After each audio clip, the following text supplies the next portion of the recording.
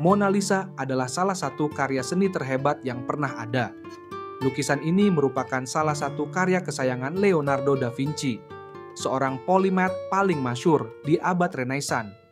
Lukisan hasil karyanya ini telah menjadi perbincangan serius di seluruh dunia selama berabad-abad. Namun, apa yang membuat lukisan ini begitu melegenda? Begini kisahnya.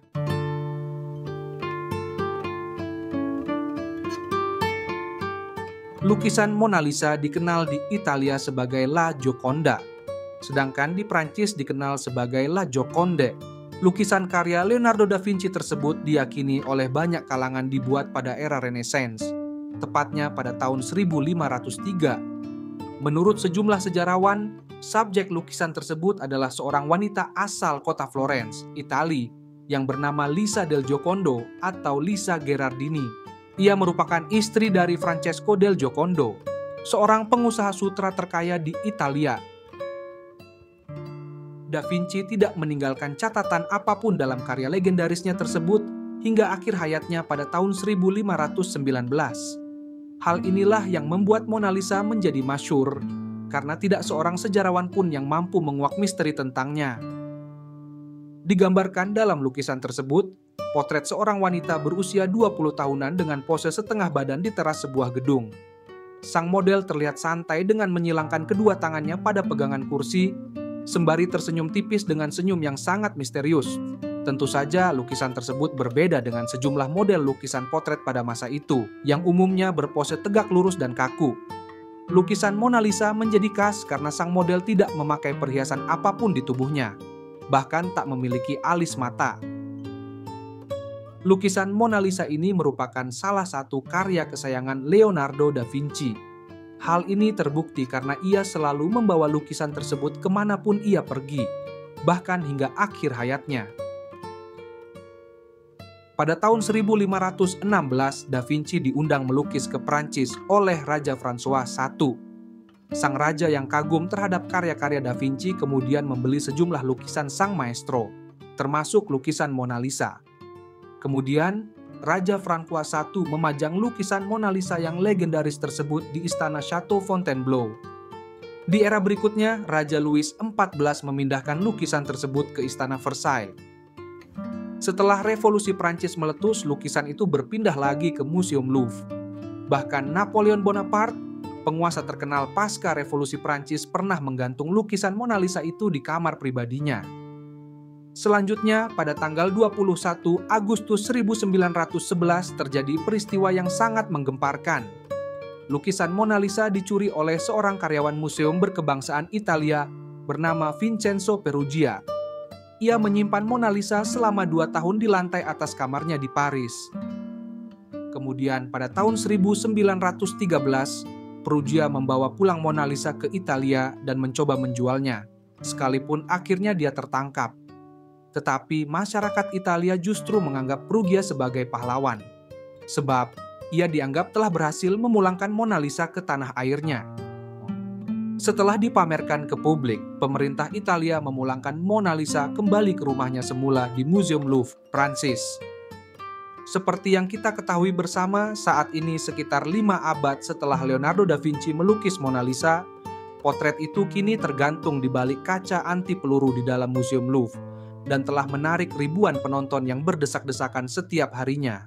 Dr. Mandip Mehra, MD, Direktur Medis Pusat Jantung dan Pembuluh Darah di Brigham dan Women's Hospital, telah menerbitkan hasil studinya dalam jurnal Mayo Clinic Proceedings pada tanggal 1 September 2018 dengan judul yang sangat menarik, The Mona Lisa Decrypted: Allure of an Imperfect Reality, yang artinya kira-kira seperti ini: Mona Lisa terdekripsi, daya tarik realitas yang tak sempurna. Dr. Mandip menyatakan bahwa teka-teki Mona Lisa dapat dipecahkan dengan diagnosis medis sederhana dari penyakit yang berhubungan dengan hipotiroidisme.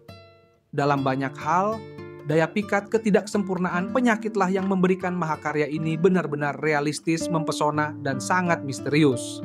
Memang tak dipungkiri, telah banyak yang mengatakan bahwa senyum dan tatapan Mona Lisa yang misterius telah menghipnotis banyak orang, sehingga terkagum-kagum padanya. Akan tetapi kita mungkin masih bertanya-tanya, apa di balik itu semua? Meski telah banyak teori-teori lain yang mencoba untuk menunjukkan dengan tepat satu alasan mengapa karya seni itu menjadi begitu fenomenal. Namun satu yang pasti, sampai saat ini tidak ada satupun penjelasan logis tentang misteri tersebut. Namun kini Dr. Mandep Mehra datang untuk memecahkan misteri itu. Lebih dari setahun yang lalu dia merenungkan detail penampilan aneh Mona Lisa, di mana ia melihat kulitnya yang menguning, rambutnya yang menipis, dan tentu saja senyum miringnya. Dr. Mandep mengatakan, "Saya memiliki kesempatan untuk berdiri di depan Mona Lisa selama 1,5 jam tanpa menatap apapun kecuali dirinya. Saya bukan seorang seniman. Saya tidak tahu bagaimana menghargai sebuah karya seni. Tapi saya memiliki keahlian diagnosis klinis," kata Dr. Mandep. Ketika menggali sejarah Mona Lisa, dia sampai pada kesimpulan bahwa Gherardini Lisa dalam potret Mona Lisanya menderita penyakit yang disebut hipotiroidisme. Semua gejala penyakitnya seperti tangan bengkak, rambut menipis, dan ada benjolan di leher, semua itu terlihat dalam potret. Ketika Anda terjebak di sebuah ruangan kecil di Louvre, melihat sangat dekat ke Mona Lisa, Anda mulai memperhatikan banyak detail yang aneh. Misalnya sudut dalam mata kirinya. Ada benjolan kecil berdaging di sana, tepat di antara saluran air mata dan pangkal hidungnya. Setelah memperhatikan semua ini, menjadi jelas bagi saya bahwa ada sesuatu yang salah dengannya. Benjolan di lehernya, yang mungkin menjadi awal dari penyakit gondok, pembesaran kelenjar tiroid yang tidak normal. Ini bukan leher bengkok. Senyum itu mungkin karena kecacatan yang disebabkan oleh kelemahan otot. Jelas Dr. Mandep. Untuk mendukung diagnosisnya itu, Dr. Mandep memeriksa kehidupan di Florence abad ke-16, mencari bukti bahwa hipotiroidisme mungkin merupakan penyakit umum pada zaman itu. Akhirnya, dia menemukan bahwa makanan yang dimakan pada saat itu adalah sebagian besar sayuran, sehingga sangat kekurangan yodium yang diperlukan untuk menjaga kesehatan tiroid. Lebih jauh lagi, kebanyakan sayuran yang dimakan oleh orang-orang Firenze Renaissance seperti kembang kol dan kangkung adalah makanan peningkat gondok atau goitrogen. Teka-teki Mona Lisa dapat diselesaikan dengan diagnosis medis sederhana dari penyakit terkait hipotiroidisme. Dengan perawatan terbatas yang tersedia pada saat itu, berarti dia akan meninggal jauh lebih muda, kata Dr. Mandip menutup penjelasannya. Itulah sekelumit kisah Mona Lisa, salah satu karya legendaris sang maestro Leonardo da Vinci.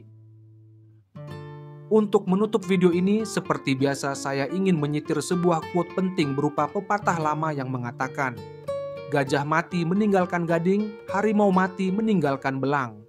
Dengan kata lain, gajah dan harimau walaupun mati mereka masih meninggalkan bekas, sehingga mereka tetap abadi dengan apa yang mereka tinggalkan. Oleh karena itu, berkaryalah. Karena kita tidak pernah tahu suatu saat nanti, salah satu karyamu boleh jadi akan membuat namamu abadi, dikenang dalam relung-relung zaman, tiada henti.